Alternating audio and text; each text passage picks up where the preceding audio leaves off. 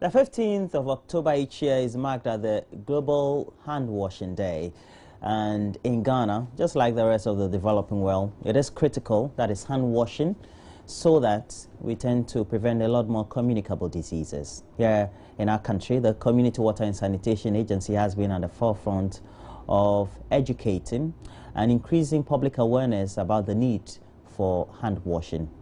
Well, we have in the studio the Extension Services Coordinator of the Community Water and Sanitation Agency, Theodora Adomakweje, and thanks for joining me, Theo. Now, so what sort of actions do you take as part of a planned program to make sure a lot more people, the communities that you deal with especially, participate in all this about hand washing and observe just the basic tenets of hand washing? Yeah, thank you. Hand washing actually is a practice, and therefore it's something that you need to continuously sensitize people to adopt it and keep it. And because of that, Community Water and Sanitation, as part of our mandate to deliver water and sanitation facilities to the communities, we also try to promote hygiene, because if you want to maximize the health benefits of water and sanitation facilities, you have to add hygiene promotion. And hand washing, it's a hygienic practice. And therefore, all our activities in the communities, we have mainstream hand washing with soap promotion. For instance, when we provide sanitation facilities, they go with hand washing facilities for schools. And then in the households, they provide their own sanitation facilities, but they are advised also to add hand washing facilities. I mean, an improvised one, it can be a small container with a punch somewhere that, I mean, if you don't have a tap that the water can run for you, you can have a small basin. But we always advise that communal hand washing is not good. That is where you get a lot of people washing their hands together in one bowl. So if there is a bowl and you want to wash your hands, you do it, and after that you throw the water away for another person also to use. Do we have particular times in the day when you are undertaking your IEC, you tend to tell the communities that these are the times you need to wash your hands? I will always want to go back and emphasize that this is a practice that we are talking about, and therefore you don't make it difficult for people to do it. I mean, you can't say after doing everything, wash your hands. I mean, it will be difficult for people to... So it should be something you need to imbibe. Yeah, but then we have what we call the critical times, because after all, what we're trying to do is to let people stop getting the germs into themselves. And this could be done through the hands or eating, for instance. So we say that before you touch food, that is one critical time. Make sure that you have washed your hands with soap so that you don't contaminate the food. You know, so for instance, before you are coming to cook, during the day, you can go about your activities all right. But anytime you are coming to touch food, it could be before you are coming to cook, you have to wash your hands with soap. If you are going to eat, you have to wash your hands with soap. If you're going to serve someone with food, you have to wash your hands with soap. And then the next critical time to wash the hands is when you use the toilet. And I always say that it doesn't matter what you went inside there to do. The fact that you have been there, when you come out, you have to wash your hands with soap, because there are certain diarrhea diseases. There are certain diarrhea diseases that when you have them, it simply means that you have eaten feces. Yeah. So that is how come one critical moment for hand washing is that anytime you enter the washroom, the toilet, and you come out, you have to wash your hands with soap. If you get typhoid, the cholera that we are battling with now, anyone who has it means that the person has eaten the feces of someone who has the cholera. I mean, not literally, but just having some contact. Yeah, and in fact, yeah, but it's through the feces actually. Okay, one way is through the or the vomiting. Some watery droplets or whatever. That doesn't mean that you ate feces per se. Oh no, it is. Let me tell you this. In Legon, I think 2 months ago, they went round, forgotten the exact, the University of Ghana. They went round to pick samples of plantain chips around Kalkudi Junction and other places. They took it and they observed that almost all the plantain chips in town, they have fecal matter on them. You can't believe this, but yes. I believe. Yeah, you. So now I'm frightened though. Yeah, you have to, because I always say that hand washing with soap plays a key role in the prevention of any disease that has high public health risk. And if you remember, we had the avian flu, which we used to call the bird flu. I mean, it had a very high public health risk. Then the H1, the pandemic flu came, H1N1. Hand washing also came. And now, the deadly Ebola has also come. And people are talking about hand washing with soap. So, hand washing with soap should be an everyday practice in our life. And talking about practice, we have this 3 minutes or so clip for you. Just a very good educative piece for you also to have a lot more insight into why it is necessary and what steps, etc., for hand washing. Using water alone, a lot of people don't wash their hands. We have those who also wash and they just use water. Yeah. And even some will just dip their hands like this. No. If you do that and you have bacteria in your hands, you have not gotten rid of them. So you need water. And please, if you are watching me, you don't necessarily have to go and get this set that I have here. You simply need water. And then we have water here, and you also need soap.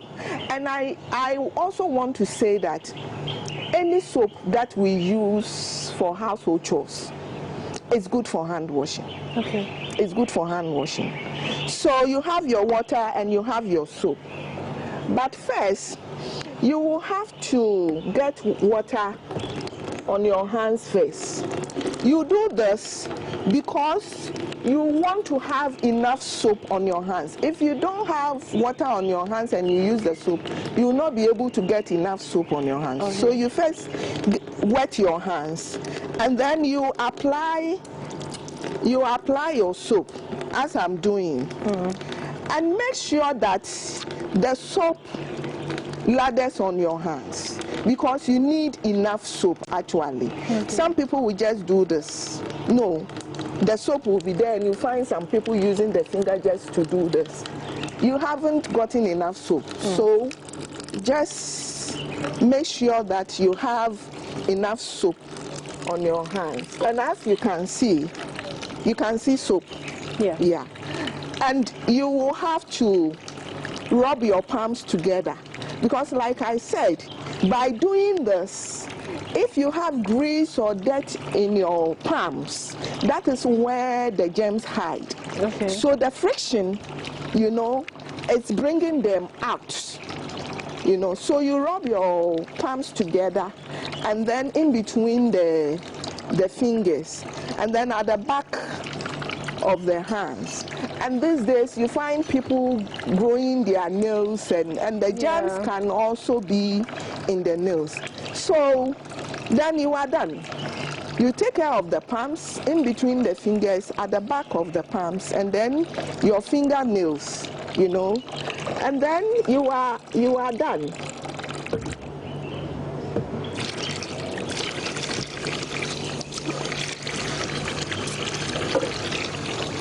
So after that, you rinse your hands. Okay. So you are getting rid of the germs, the bacteria.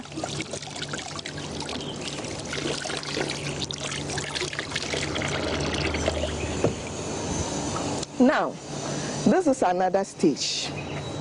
When you wash the hands, you can see that now my hands are looking nice, clean, and it's also because of the soap, it also smells good, you know, and you feel good. Yes. If you are 10, everybody should have their own bowl with water.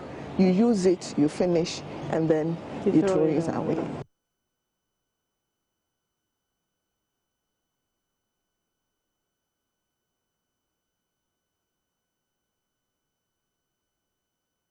Okay, so Theodora, in that very clip, and based on the advice, it's always good that you wash your hands under running water. Why is that? Under running water, because what you're trying to do is to get rid of any germs on your hands.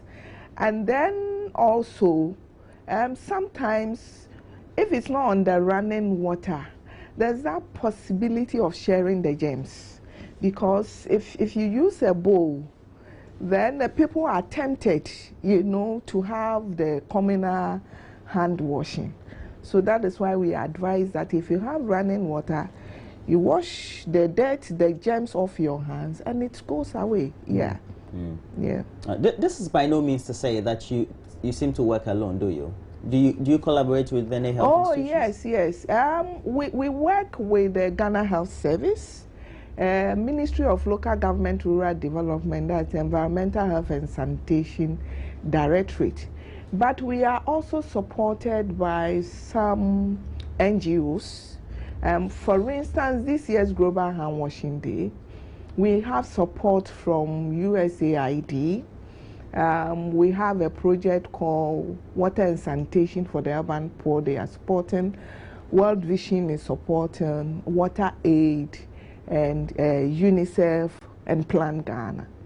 Yeah, and then the National School Health Education Program, because of the schools program, they also help with organization of the schools. Yeah, so we have, and you can also find other agencies, other institutions also promoting hand washing with soap. And we have the media. I always say that multimedia, I thank you always for the platform that you have given me. You know, you may think that you are safe, but everybody is at risk. This is a public place. Since morning, I don't know the number of people who have come to this place. They have touched your doors, your tables, and whatnot. But they have left something, which so that's why you need to be cautious enough. Yeah. Okay. So everybody who can help should help, because you're at risk. Do you have a planned program? Yeah. Okay. So yeah. So what's taking place? Yeah. Tomorrow, we are going to Bukom Square.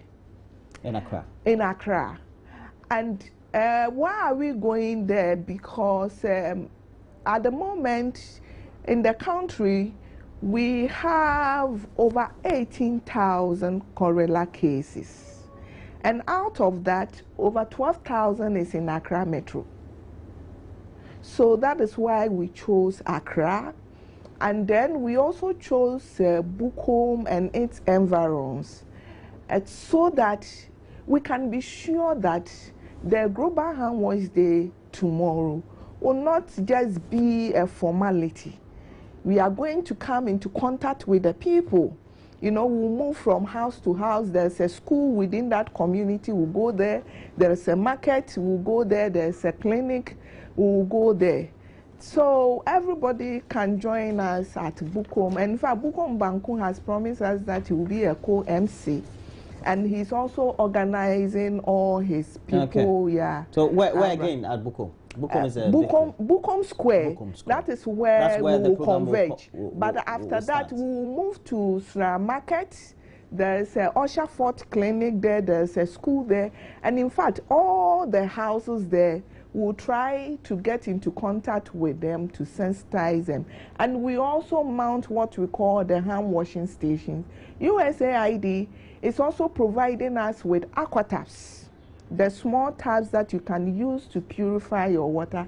So we also distribute that. Thank you very much, and thanks for passing through our studios. And we've been speaking to the Extension Services Coordinator of the Community Water and Sanitation Agency, Theodora Adomakwedre, AJ, and thanks for joining me, Theo. Thank you. All right, I hope to have you sometime again. We'll talk a lot more about sanitation, water and sanitation, from the perspective of the CWSA.